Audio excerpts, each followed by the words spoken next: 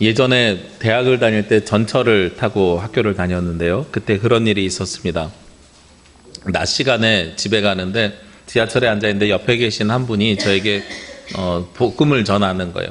본인은 복음을 전한다고 하시는데 어쨌든 예수님 믿으세요 라고 그러시더라고요. 그래서 제가 네, 저 교회 다니고 있습니다. 저 교회 다니고 있습니다. 저 그리고 신학생입니다. 이렇게 이야기를 했어요. 그랬더니 학생이 믿는 예수님 말고 내가 믿는 예수님 믿어야 됩니다. 이 얘기를 하시는 거예요. 그래서 제가 그때 이거 좀 이상한데 라는 생각을 했어요.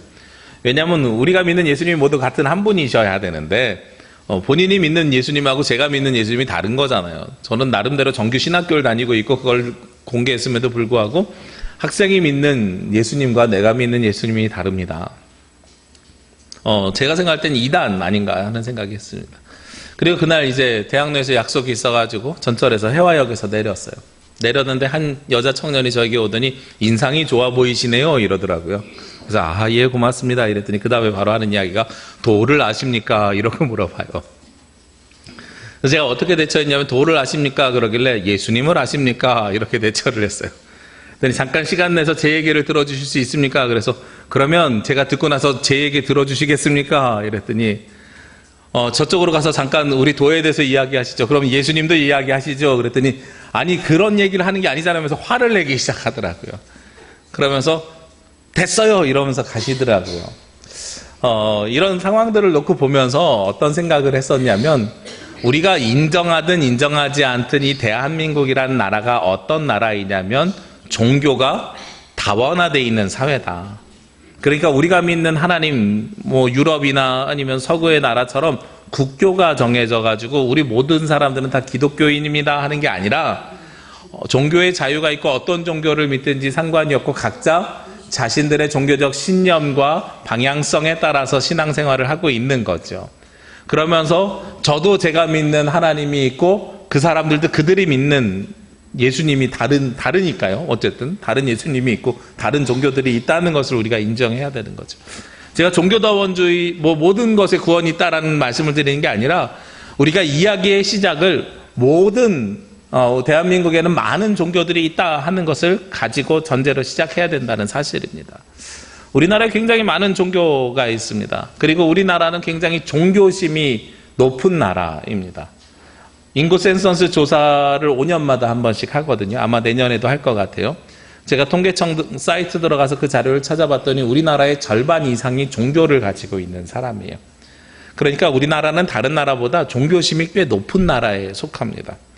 우리나라만 그렇게 종교심이 높은 나라인가 보았더니 아니더라고요. 오늘 성경에 보면 사도 바울이 누구와 논쟁하는 이야기를 시작하냐면 오늘 22절 말씀에 바울이 아레오바고 가운데 서서 말하되 아덴 사람들아 이렇게 이야기를 해요.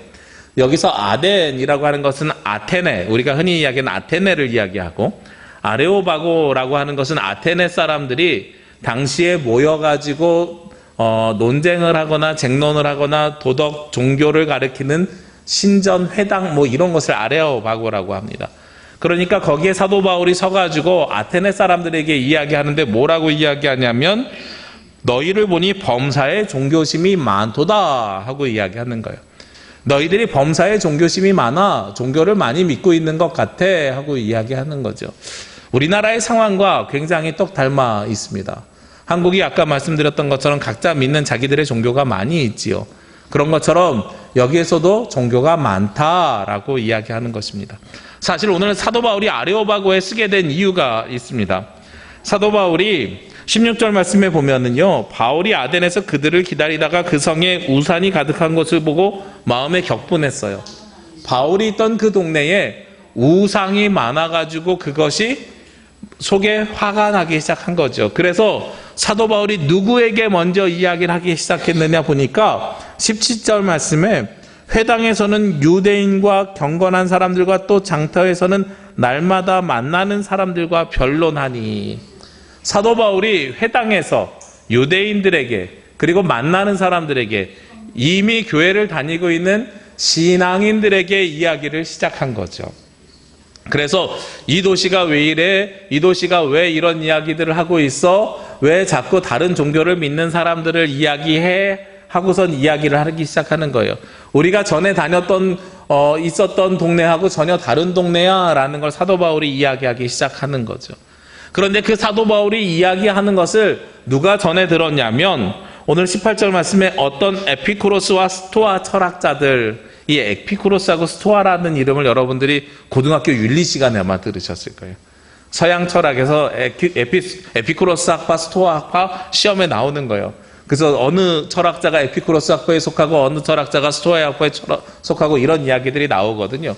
그런 사람들이 이야기하는 겁니다. 뭐라고 이야기하냐면 이 말쟁이가 무슨 말을 하고자 하느냐. 이 말쟁이라고 이야기해요. 사도 바울에. 말하기 좋아하는 사람. 이 말쟁이가 무슨 말하기를 원하느냐.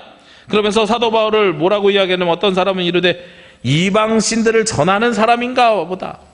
사도 바울이 이방신들을 전하는 사람 이렇게 이야기하고 있습니다. 그러니까요, 이 나라 사람들이 볼 때는, 그리스 사람들이 볼 때는 무엇이 자기들이 믿는 신이에요? 그리스 신화에 나오는 신들. 제우스, 헤라클레스, 바카스, 디오니소스, 비너스, 이런 신들이 자기들이 믿는 신인 거죠. 그들은 모든 신이 다 있습니다. 하늘의 신, 땅의 신, 바다의 신, 무슨 신, 아주 많은 신들이 있죠. 그 신이 자기네 신들이고 여호와 하나님은 자기네들의 관점에 볼 때는 무슨 신이에요? 이방신인 거예요.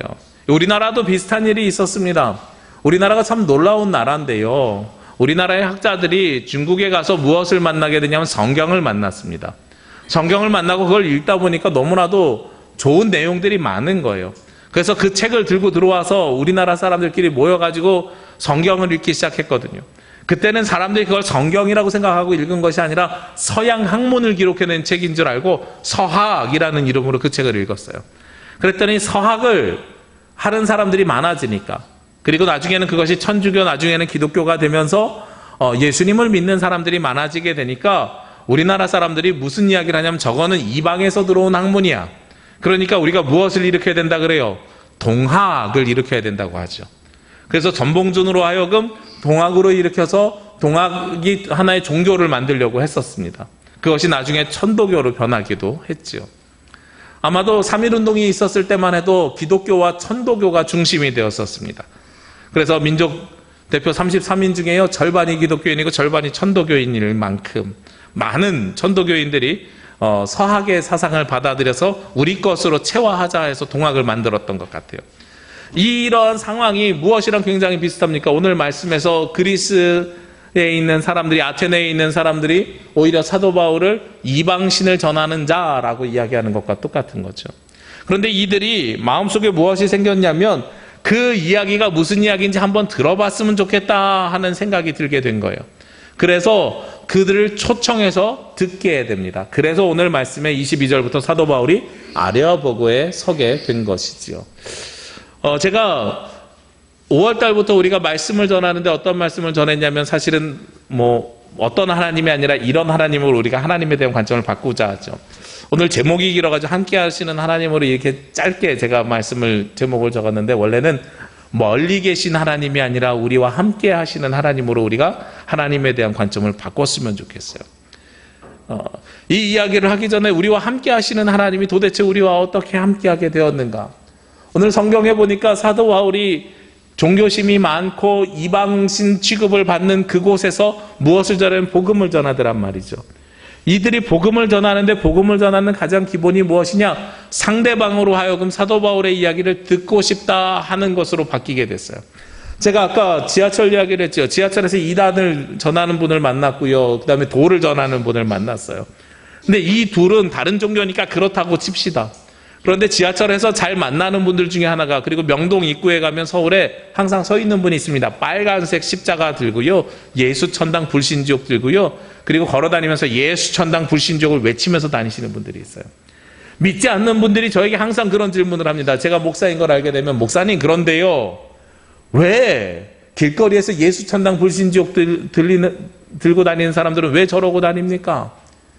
저 사람들이 소음이고 공해인 걸 그들은 모르나요? 목사님 어떻게 생각하십니까? 저에게 이런 질문을 많이 하세요. 예전에는요, 길에서 복음을 전하는 것이 굉장히 의미 있는 일이었어요. 어떤 때 그것이 의미 있는 일이었냐면, 교회가 교회다울 땐 그것이 의미 있는 일이었습니다. 세상 사람들이 교회를 인정하고 아 그래 예수 그리스도를 믿는 사람들이 달라, 저 사람들이 왜 다를까 하는 관점을 가지고 있는 상황 속에서 예수 천당 불신족 예수님 믿으세요라고 거리에서 전도하고 복음을 전하는 일이 굉장히 사람들에게 의미가 있게 다가가고 효과가 있게 다가갔습니다. 저 사람들이 저렇게 하는 데는 의미가 있을 거야 라는 생각을 하게 된 거죠. 그런데 우리 사회가 바뀌었어요. 많은 학자들이 써놓은 논문들을 보면 2007년에 아프가니스탄의 분당 샘물교회 사람들이 그 인질로 잡혀 있었던 그 시점으로 놓고 보기 시작하는데, 그 시점부터 사회에서 기독교가 비호감 종교로 바뀌기 시작했어요. 일반인들이 믿고 싶지 않은 종교로 바뀌게 됐단 말이에요. 거기에서 무엇이 드러났기 때문에 그러냐면 기독교의 배타성이 드러났기 때문이다라고 학자들은 평가하고 있습니다. 그러니까 기독교인들이 그때부터는 좋은 이미지를 갖지 못하는 거예요. 그러니까 예수 천당 불신족 똑같은 이야기를 하더라도 예전엔 그게 복음이었는데 이젠 사람들이 무엇으로 받아들여요? 공해로 받아들이게 되는 거죠. 이게 우리가 가지고 있고 우리가 신경 써야 되는 관점입니다. 오늘 사도 바울의 이야기가요, 공해라고 받아들였으면 아레오바고의 사람들이 세웠겠습니까? 아니지요. 우리랑 다른데 에피쿠로스 학파와 스토아 학파 철학자들이요, 철학적인 담론을 좋아하는 사람들이고 논쟁을 좋아하는 사람들이긴 하지만 도대체 저 사람은 외국까지 와서 저걸 전하는 이유가 무엇일까? 저 사람들이 저렇게 열심히 저 자신들의 신을 믿고 있는 이유가 무엇일까 궁금해하는 거죠. 궁금해서 그 이야기를 듣는 겁니다. 우리도 요즘은 복음 전하는 가장 중요한 방법 중에 하나가 무엇을 해야 되냐면 궁금해하게 해야 돼요. 일방적으로 밀어붙인다고 해서 해결되지 않습니다. 얼마 전에 제가 교회에 있는데 전화를 한 통 받았어요. 뭐라고 전화를 받았냐면, 목사님 하면서 전화를 받았는데 저희가 현수막을 보내드렸는데 그 현수막을 교회 입구에다 게시하고 인증샷 하나를 찍어서 보내주시지요 그러더라고요. 그래서 어디십니까 그랬더니 성시화 운동본부래요.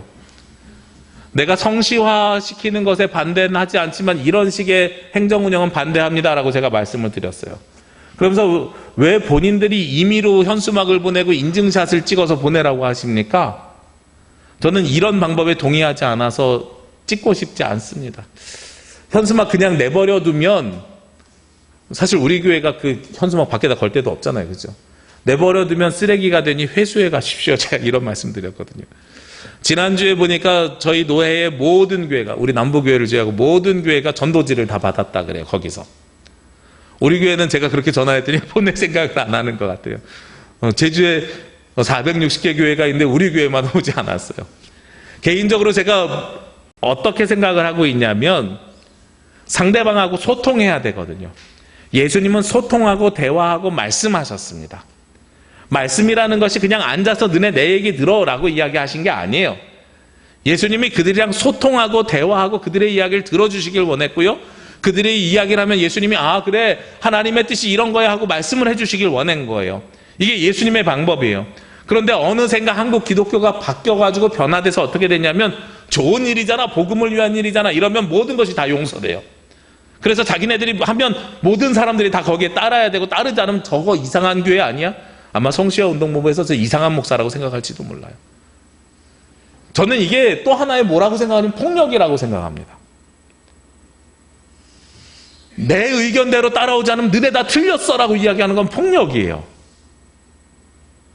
종교가 다원화되어 있잖아요. 그러면 그들을 인정하자, 뭐 그들을 존중하자, 뭐 존중까지도 아니고 인정까지 아니더라도 그들을 강제할 수는 없어요. 우리가 아무 우리에게 그럴 권한이 없습니다. 반대로 이야기하자고요. 그들이 우리를 초청하고 싶게 이야기해야 돼요. 굉장히 어려운 삶이죠. 우리가 강제로 가가지고 우리 말 들어, 우리 말 당신들 들어야 돼, 안 들으면 당신들 지옥 가, 이렇게 이야기하는 게 아니라, 저 사람들 도대체 뭔데 일요일마다 교회에 모여서 저러고 있지? 저 사람들 도대체 뭔데 세상 살아가는 삶의 모습이 다르지? 저 사람들 도대체 뭐에 근거해서 사는 사람들인데, 저 사람들이 믿는 하나님이 뭐고, 저 사람들이 믿는 예수님이 뭔데 저런 삶을 살아가지? 궁금해하게 해야 되는 거예요. 그게 요즘 세대의 복음화 전략이고 요즘 세대에 바뀌어야 되는 말씀의 이야기입니다. 오늘 사도 바울이요, 그런 이유로 인해서 아레오바고에 서가지고요, 아덴 사람들에게 이야기했는데, 첫 번째로 너네가 종교심이 많다는 걸 인정을 했어요. 제주도 종교심이 굉장히 많은 것 같아요. 제가 볼 때. 제주는 조상에게 드리는 제사를 예로 드리는 게 아니라 조상 신을 모시는 종교처럼 드리는 것 같아요. 그러니까 종교심은 기본적으로 굉장히 뛰어난 사람들이에요. 그런데 누구를 믿느냐 하는 대상이 다른 거죠. 오늘 사도 바울이 스토아 학파, 에피쿠로스 학파, 그리스 로마 신들을 믿는 신전에 있는 사람들에게 이런 이야기를 합니다. 나는 너희가 믿는 하나님이랑은 다른, 너희가 믿는 신과는 다른 하나님을 믿어. 우리 하나님이 어떤 분인지 내가 소개시켜 줄게 하면서 몇 가지를 소개합니다. 오늘 첫 번째로 소개하는 것이 무엇이냐?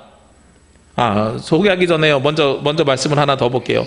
23절 말씀에 보니까 종교심이 많은 증거가 나와 있어요.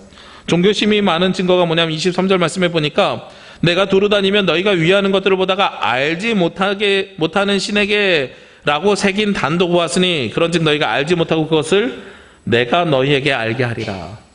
사도 바울이요, 아데네를 돌아다니다가 뭘 봤냐면 많은 신전의 신들을 보았는데 알지 못하는 신에게 라고 써놓은 제사상도 봤다는 거예요. 그러니까 뭐 헤라클레스, 제우스 아는 신에게만 제사 드린 게 아니라 알지 못하는 신에게도 제사 드렸다. 이게 종교심이 많은 거죠. 제주도 그렇습니다. 여러분 혹시 그런 말 들어보셨어요? 가맥이 모른 식객라는 말 들어보셨어요? 이 제주말이라고 하던데, 가맥이 모른 식객. 제가 제주에 왜 이렇게 제사가 많을까를 공부하다가요, 어느 논문 하나를 읽었는데 가맥이 모른 식객가 까마귀도 모르는 제사라는 말이래요. 이게 무슨 이야기냐면 어떤 분이 4.3 때 자기 식구들이, 형제들이 죽을 때에 어느 한 분이 돌아가시는 걸, 이제 죽는 걸 목격을 했대요. 근데 그 사람은 형제가 누군지도 모르고 뭐도 모르고 본인이 목격한 그 인상이 너무나도, 그 죽어가는 모습이 너무 인상 깊게 남아가지고, 그래서 그 사람을 위해서 제사를 지내야 되겠다. 그래서 이름도 모르고 아무도 모르지만, 그리고 그 자손이 있는지 없는지도 모르고 얼굴만 하나 기억 남아서 가맥이 모른 식객에서 제사를 지냈대요. 근데 그 분이 돌아가신 다음에 그 자녀가 계속 이어서 그 제사를 지내고 있는 거예요. 제가 제사를 잘 모르기는 하는데 부모님한테 보통 드리고 선조들에 대한 제사를 드리잖아요. 그런데 이름도 모르는 사람에게 가맥이 모른 식객, 까마귀도 모르는 제사를 지내고 있더라 하는 게 제주의 종교적 심성이에요. 오늘 성경에 보니까요, 알지도 못하는 신에게 제사를 드리는 아덴 사람들의 모습이랑 이 제주의 모습이랑 굉장히 닮아 있어요. 이만큼 종교심이 많은 사람들이에요. 이들에게 사도 바울이 무엇을 전하냐면 하나님을 소개하는데 어떤 하나님을 소개하는가? 24절, 25절 말씀에 보면 사도 바울이 소개하는 하나님이 있습니다. 먼저 사도 바울은 어떤 하나님을 소개하냐면 24절 말씀에 보니까 우주와 그 가운데 있는 만물을 지으신 하나님께서는 천지의 주제신이 손으로 지은 전에 계시지 아니하시고 또 무엇이 부족한 것처럼 살아낸 손으로 섬김을 받으시는 것이 아니니 이는 만민에게 생명과 호흡과 만물을 주시는 이심이라. 먼저 하나님은 어떤 하나님이시라고요?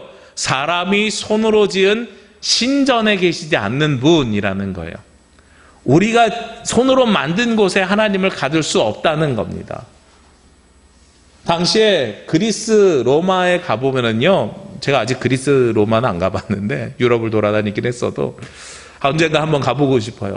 저는 사실 이스라엘 성지순례보다 터키, 소아시아하고 이탈리아, 그리스 쪽 한번 가서 이 사도 바울의 경로를 보고 싶은 마음이 좀 있는데, 그런 곳에 가면 제가 자료를 찾아보니까 그래요. 신전이 있는데 이 신전이 제우스 신전이고 또 이 신전은 무슨 뭐 헤라클레스 신전이고 신마다 자기 신전을 가지고 있는 거예요. 그게 그들의 모습이라는 거죠. 그리고 신이 어디에 있냐면 그 신전에 있는 거예요. 아까 제가 뭐라고 말씀드렸습니까? 이 함께 하시는 하나님이라는 제목 앞에 멀리 계시는 것이 아니라라고 이야기했죠. 그들의 관점 속에서는 신이 그 신전 안에 머물러 있고 사람들이 그 신전에 가야 그 신을 만나는 것이다. 그런데 우리 하나님은 신전 안에, 사람이 손으로 만든 전 안에 있는 하나님이 아니라 세상 어느 곳에나 계시는 분이 바로 우리 하나님이시고, 그 하나님이 무엇을 주셨어요? 만민에게, 모든 사람에게 생명과 호흡과 만물을 친히 주셨노라 하고 소개하고 있는 겁니다. 그래서 제가 여러분에게 늘 부탁드리는 것이 그것이지요. 하나님 어디에 계시다고요? 우리 제주 남부 교회에만 계시는 게 아니라 하나님 세상 어느 곳에 계시니까 여러분들이 어떠한 불가피한 일이 생겨서 우리 교회 못 나오시어도 어느 곳에서든 예배드릴 수 있는 것을 찾아서 예배드리라고 말씀드리는 거잖아요. 혹시 본인이 스스로 찾기가 불안하거나 스스로 찾기가 어려울 수도 있어요. 요즘 뭐 인터넷이 있어요, 목사님 뭐 스마트폰 있어요, 이렇게 이야기할 수도 있지만, 제가 이런 이야기들을 해보면 청년들이 항상 전화가 와요. 목사님, 근데 그 교회 가서 예배드려도 될까요? 왜 그래요? 요즘 하도 이상한 교회들이 많으니까요. 그렇죠? 교회라는 이름 붙여놓고 이름은 교회라고 써놨지만 자기 자신을 교주화해서 믿는 이단들이 많으니까 어디 가서 그걸 참 불안해하는 거예요. 그럼 소개시켜드릴 수 있어요. 찾아볼 수 있어요. 머무는 곳이 어딘지에 따라서 가까운데 어디 가서 예배드리세요라고 제가 알려드릴 수도 있어요. 하나님은 어느 곳에나 계십니다. 우리에게 중요한 것은 이곳에 나오는 것이 아니라 하나님 앞에 예배하는 것이 중요합니다. 하나님 어디에 계시다고요? 이 성전 안에 계시는 것이 아니라 여러분들 앞에 계시는 분이 바로 하나님이십니다. 그래서 하나님은 멀리 계시는 것이 아니라 늘 우리와 동행하시고 함께 하시는 하나님이에요. 다만 우리가 이렇게 주일날 모여서 예배드려야 되는 이유가 있어요. 왜냐하면 혼자서 그러면 하나님 앞에서 예배드리다 보면 사람이 잘못된 사상이나 잘못된 해석을 할 수 있고요, 성경을 잘못 받아들일 수도 있어요. 그러니까 이 예배를 어떻게 드려야 되냐면 공동체적으로 드려야 되는 거예요. 내가 혼자서 독단과 독선으로 잘못된 예배를 드릴 수 있기 때문에 우리가 함께 모여서 공동체가 예배 드려야 되는 거예요. 그래서 건물보다 중요한 것은 우리가 함께 드리는 예배가 더 중요한 것입니다. 오늘 사도 바울은 무엇을 이야기하냐면 만물을 지으신 하나님, 이 하나님이 어느 곳에든 계신다. 너네가 이야기하는 것처럼 사람의 손으로 만들어 놓은 신전에만 계시는 것이 아니라 어느 곳에든 계시니 우리가 그 하나님 앞에 모이고 예배하고 모든 것이 다 누구로부터 왔어요? 하나님으로부터 왔음을 이야기하는 겁니다. 그리고 나서 오늘 두 번째로 사도 바울은 무엇을 변증하고 있냐면 26절에 인류의 모든 족속을 한 혈통으로 만드사고 이야기합니다.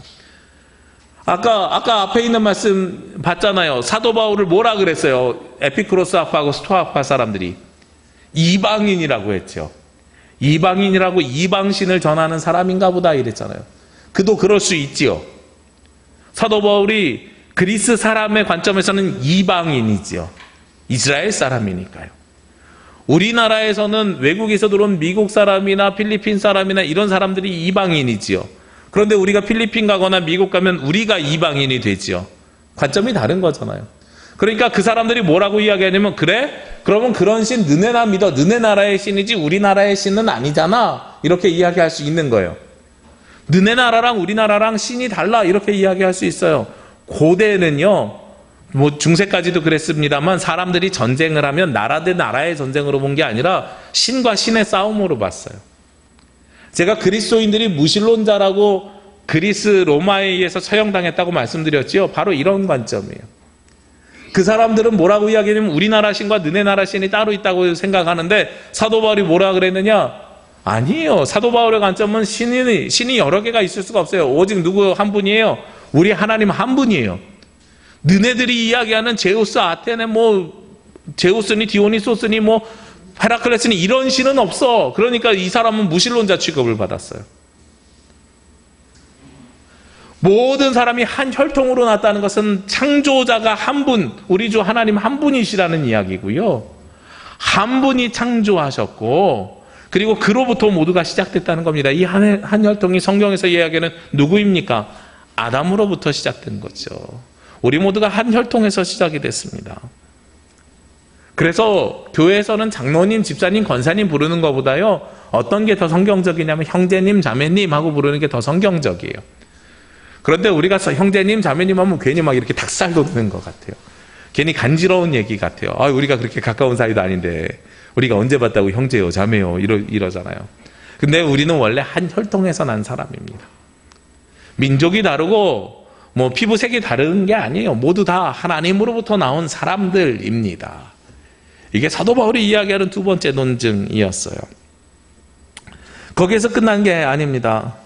사도 바울은 이 모든 것이 다 누구로부터 나왔다고 고백하냐면 하나님으로부터 나왔다고 이야기하거든요. 그래서 그 하나님으로부터 나왔기 때문에 29절 말씀에 보면 이와 같이 하나님의 소생이 되었은즉 하고 이야기하고 있습니다. 우리가 모두 다 하나님으로부터 나와서 하나님의 사람인데, 그런데 사람이 무엇을 하고 있느냐? 하나님을 금이나 은이나 돌에다 사람의 기술과 고안으로 새긴 것들과 같이 여길 것이 아니라 하나님을 사람들이 어디다 새겨요? 금이나 은이나 돌이나 이런 데다가 사람이 구하는 것과 같이 사람이 생각한 것처럼 만들어내는 거예요. 우상을 만들었다는 이야기지요. 사람이 하나님으로부터 나왔고 우리 하나님은 딱 한 분밖에 없는데 자꾸 사람이 무엇을 하려고 하냐면 하나님을 우상으로 만들려고 자꾸 하고 있더라, 이렇게 이야기합니다. 그들을 향해서 오늘 사도 바울은 명쾌하게 이야기합니다. 뭐라고 이야기하냐면 30절 말씀이에요. 알지 못하던 시대에는 하나님이 간과하셨거니와 이제는 어디든지 사람에게 다명하사 회개하라 하셨으니. 그런 우상을 만드는 사람들에게 회개하라. 회개하라. 그것이 하나님의 본질이 아니니라. 하나님의 본질은 어디에 있어요? 31절 말씀에 이는 정하신 사람으로 하여금 천하를 공의로 심판한 날을 작정하시고 이에 그를 죽은 자 가운데서 다시 살리신 것으로 모든 사람에게 믿을 만한 증거를 주셨습니다. 죽었다가 다시 살아나셔서 믿을 만한 증거가 되신 분이 누구예요? 예수 그리스도를 주셨죠. 예수 그리스도가 증거지 왜 자꾸 금이나 은이나 돌에다가 하나님을 새기려고 하느냐, 사람이 구원한 것을 만들려고 하느냐 하고 말씀하고 있는 거예요. 그러니까 우리가 믿어야 되는 믿음의 본질, 믿음의 대상이 누구라고요? 예수 그리스도를 우리에게 증거로 보여주셨고 예수 그리스도 외에는 다른 것이 우리의 증거가 될 수 없느니라 하는 거죠. 이렇게 이야기하면 그런 질문을 하시는 분들이 있습니다. 아, 목사님, 그러면 십자가는요? 사람이 만든 거잖아요. 십자가 목걸이 달고 다니면 안 되나요? 반지에다 십자가 새기면 이건 어떻게 되는 거죠? 라고 말씀하시는 분들이 있어요. 사람이 고안한 것으로 금이나 은이나 새긴 것이지요. 그 십자가를 어떻게 바라보느냐가 우리에게 차이가 있는 것 같아요. 이 십자가요, 이 화면에 가려서 안 보이시겠습니다만 나무 덩어리입니다. 이것이 신성한 능력을 갖고 있지 않습니다. 그런데 이 십자가를 통해서 누구를 생각해야 됩니까? 예수 그리스도를 생각할 때 그때 비로소 이 십자가가 신성한 것으로 되는 거예요. 십자가 자체가 신성한 것이 아니라 십자가를 통해서 우리가 만나는 예수 그리스도거든요. 제가 얼마 전에 기억에 대해서 말씀을 전한 적이 있습니다. 기억을 할 때에 우리가 갑자기 생각이 나지 않을 때가 있어요. 우리 어르신들 보면 내가 그 예전에 그 이름이 그거 뭐였더라 이렇게 이야기하시는 분이 있어요. 이름이 생각나지 않는 거예요. 그럼 이름이 생각나지 않으면 옆에서 도움을 드리려고 물어보죠. 언제 만나신 분입니까? 뭐 할 때 만나신 분입니까? 아니 그 남부교회 다니던 맨날 맨 뒤에 앉아있던 그거 누구더라? 이러면 누구요? 그러면 맞아 이렇게 이야기하잖아요. 남부교회 다니던 맨 뒤에 앉아있던 이게 뭐가 돼요? 연결고리가 되죠. 우리가 예수님을 바라보지 못하고 하나님을 바라보지 못할 때에 십자가 목걸이나 십자가 반지를 보는 건 이거 자체가 능력이 있는 게 아니라 그 십자가를 봄을 통해서 누구를 떠올리게 해요? 예수 그리스도를 떠올리게 하려고 그걸 만들어 놓은 거예요. 그러니까 우리가 사람이 고안한 것을 통해서 우리가 은혜를 받는 게 아니라 우리는 진짜로 누굴 바라봐야 된다고요? 성경에서 하나님을 바라보셔야 된다고 말씀하고 있어요. 그 하나님은 우리에게 회개하라고 말씀하셨고 예수 그리스도를 우리에게 증거로 보여주셨어요. 그러니까 우리의 유일한 증거는 누구밖에 없습니까? 예수 그리스도밖에 없죠. 십자가 목걸이가 하나님이 살아계시는 증거가 아니라 예수 그리스도가 하나님이 살아계시는 증거입니다. 그리고 나서요, 오늘 사도 바울이 중요한 이야기를 하나 더 했습니다. 하나님은 멀리 계시지 아니하고 어디 신전에만 가둬져 있는 것도 아니고 그 다음에 어떠한 목걸이나 금이나 은으로 만든 것이 있지 아니하고 어디 계실까? 그럼 하나님은 어디에 계실까? 27절 말씀에 보면은요, 이 말씀이 저는 오늘 말씀에 제일 중요하다고 생각하는데 이는 사람으로 혹 하나님을 더듬어 찾아 발견하게 하심이로되 그는 우리 각 사람에게서 멀리 계시지 아니하는도다. 하나님이 멀리 계시지 아니하는도다 그랬죠. 그럼 하나님이 얼마나 가까이 계시다고요? 27절 말씀 자세히 보십시오. 사람으로 하나님을 어떻게 해요? 더듬어 찾아 발견하게 하심이로다. 우리가 언제 더듬어 찾아 발견해요? 우리 손 안에 잡히는 데 있는 걸 더듬어 찾아 발견합니다. 그죠? 그리고 언제 더듬어 찾아 발견합니까? 이렇게 밝을 때요? 저는요, 자다가 깨면 제일 먼저 더듬어서 찾는 게 뭐냐면 스마트폰이에요. 왜 스마트폰 찾냐면 시계 보려고. 어디 있는지 딱 정해진 데 있어야 이걸 찾을 수 있죠. 자다가 눈 감고도 찾을 수 있는 데 있는 게 스마트폰이고 그걸 봐야 예배에 안 늦을 수 있죠. 제가 지난 금요일에 우리 목사님들이랑 강습회 준비 모임을 하는데 11시에 제주시에서 출발하기로 했거든요. 근데 제가 시계를 분명히 저는 10시로 보고 샤워하러 들어갔는데 1시간이나 출발 시간이 남아있으니 하고선 들어갔는데 전화가 왔어요. 밑에 다른 교회 목사님들이 오셔서 왜 이 목사님 안 내려오세요? 남북교회 차 타고 가기로 했잖아요. 그러고 시계를 보니까 11시 4분이에요. 내가 11시에 들어온 거예요. 시계를 잘못 보고선 1시간이나 잘못 보고선 출발 시간에 내가 그때 씻으러 들어갔더라고요. 깜짝 놀랐어요. 더듬어서 찾는다는 게 뭡니까? 눈 감고도 찾을 수 있는 곳에 있는 것이 바로 더듬어 찾는 곳이죠. 우리 하나님께서 얼마나 가까이 계시다고요? 더듬어 찾을 수 있는 곳에 계시는 분이 바로 우리 하나님이라고 오늘 성경에서 이야기합니다. 하나님은요, 스토아 학파, 에피쿠로스 학파가 이야기하는 것처럼 어느 신전에 계시는 분이 아니고요, 사람이 고안해서 만든 어떠한 물체 안에 들어가 계시는 분이 아니고요, 우리가 눈 감고도 더듬어서 손대면 닿을 곳에 계시는 분이 바로 우리 주 하나님이시라는 거예요. 그 하나님이 누구와 함께 하신다고요? 여러분과 함께 하시는 겁니다. 그 하나님이 우리와 함께 하시는 겁니다. 사도 바울이 오늘 이 에피쿠로스 학파, 스토아 학파 사람들에게 가서 이걸 전했어요. 그 사람들이 듣고 싶어하는 이야기를 전한 거죠. 그랬더니 어떤 결과가 일어났는지 아십니까? 오늘 32절 말씀에 보니까요, 그들이 죽은 자의 부활을 듣고 어떤 사람은 조롱도 하고 어떤 사람은 이 일에 대해 내 말을 다시 듣겠다 하니, 관점이 두 가지가 나왔죠. 첫 번째는 어떤 사람은 어떻게 해요? 조롱했죠. 제가 2월 달에 한번 그런 말씀을 전한 적이 있습니다. 복음을 들은 사람의 5가지 반응, 5R이라고 전한 적이 있어요. 어떤 조롱했다는 것은 무엇이냐면 리젝 했다는 얘기예요. 거절했다는 이야기죠. 두 번째는 사람이 뭐 했습니까? 여기서 내 말을 다시 듣겠다. 제가 5R 중에 그 다음 말이 뭐냐면 리서치라 그랬어요. 내가 다시 한번 연구해 보겠다 그랬죠. 이런 사람들도 있어요. 그리고선 33절 말씀해 보니까 바울이 그들 가운데서 떠났어요. 바울이 그 가운데서 떠났는데, 그런데 34절에 보니까요, 몇 사람이 그를 가까이하여 믿으니 그 중에는 아레오바고 관리 디오누시오와 다말이라 하는 여자와 또 다른 사람들도 있더라. 많은 사람들 앞에서 복음을 전했는데 어떤 사람들은 조롱하고 어떤 사람들은 거절하고 어떤 사람들은 좀 더 연구해 보겠다고 하고, 그러나 그 가운데는 어떤 사람들도 있어요. 그거를 믿고 받아들이는 사람들도 있더라 하는 겁니다. 복음은 이렇게 전해지는 거예요. 그들과 다른 하나님을 듣고 싶게 만들고요. 그래서 가서 그들과 다른 우리의 하나님을 전하게 되면 그들 가운데서 모든 사람이 100% 믿는 게 아닙니다. 어떤 사람들은 조롱하고 어떤 사람들은 다시 듣겠다고 하지만 그 가운데 믿는 사람들이 생겨나게 됩니다. 그 믿는 사람들은 누가 예정하시고 인도하신 분이겠어요? 우리 주 하나님께서 예정하시고 인도하신 분들을 예비해 놓게 되는 거죠. 오늘 사도 바울이 이들에게 전한 가장 중요한 복음의 핵심이 뭐냐? 그리스 로마 너희들이 이야기하는 신과 가장 다른 우리 하나님의 특징이 뭐냐? 우리 하나님은 멀리 계시는 분이 아니라 어디 계신다고요? 더듬어서 찾을 수 있는 만큼, 눈 감고도 만날 수 있는 만큼 가까이 계시는 우리 하나님이시다. 바로 그 하나님을 오늘 사도 바울이 전하고 증거한 것입니다. 우리가 세상 살아가면서요, 많이 낙심할 때 있고 힘들 때 있습니다. 낙심하고 힘들고 위로와 소망이 필요할 때 사람들은 어디를 쳐다보십니까? 노래 가사 중에 그런 가사 있죠. 힘이 들 땐 어디를 봐? 하늘을 봐. 이런 가사가 있어요. 그렇죠? 굉장히 사람들이 신앙적인 것처럼 느끼는 가사예요. 힘이 들면 하늘을 봐. 하늘에 누가 계시니까? 하나님이 계시니까. 이게 우리가 가지고 있는 잘못된 인식이에요. 하늘에 계신 우리 아버지하고 우리가 고백했기 때문에 하늘나라, 천국, 그래서 하나님이 하늘나라에만, 천국에만 계신 걸로 우리가 착각하고 있어요. 하나님은 하늘에 계시지만 어디에 계십니까? 그 뜻이 어디에 이루어져요? 땅에서도 이루어지는 거죠.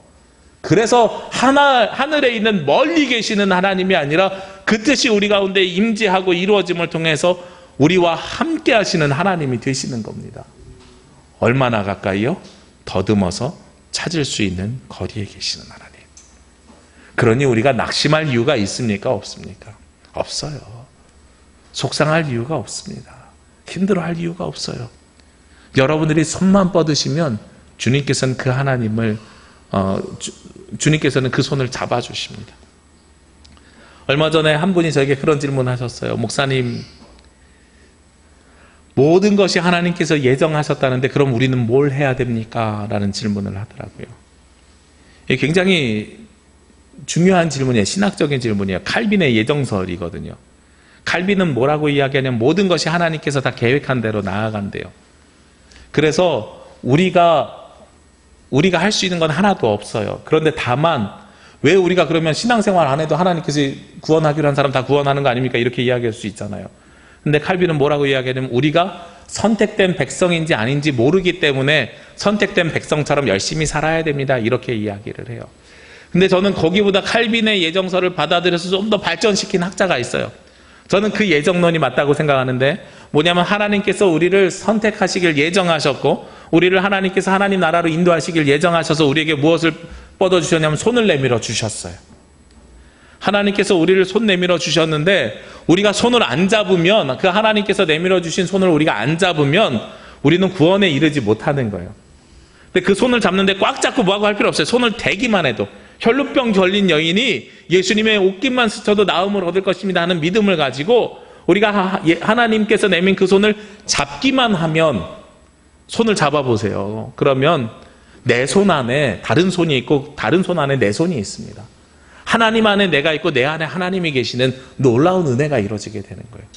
그것이 바로 우리가 예정되어 있는 삶, 선택받은 사람이라는 증거입니다. 우리가 더듬어서 하나님을 만날 수 있다는 건 내 주변에 하나님께서요 여러 각도로 우리를 손을 내밀고 계시는 겁니다. 우리가 좀만 손을 뻗어서 그 하나님의 손을 더듬어서 잡으면 바로 우리가 구원의 나라로 인도함을 받는 거예요. 그게 바로 우리 그리스도인들의 삶입니다.